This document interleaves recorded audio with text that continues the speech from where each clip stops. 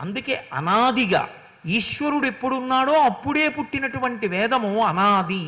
అందుకే నిజానికి దీనికి హిందూ మతము కాదు దీని పేరు. ఎక్కడ ఎప్పుడు ఎవరు వాడినా అది పొరపాటే. దీని పేరు హిందూ మతము కానే కాదు, సనాతన ధర్మము.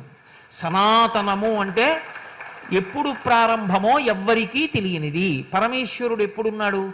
పూర్వజ. అన్నిటికన్నా ముందున్నాయని నువ్వు ఏది చెప్తావో చెప్పు, దానికన్నా ముందు ఆయన ఉన్నాడు.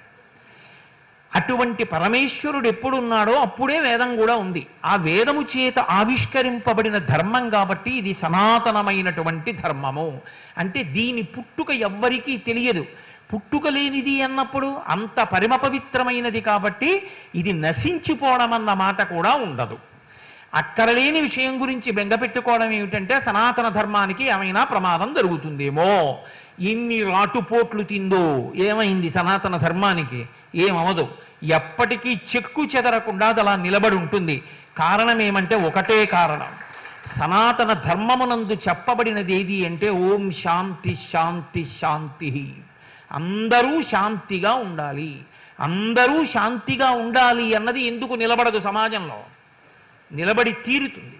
సత్యం వద ధర్మం చర. ఇంతకన్నా చెప్పడానికి ఎక్కడైనా ఏమైనా ఉంటుందా? ఇంకా సత్యమును పలుకు, ధర్మాన్ని పాటించు.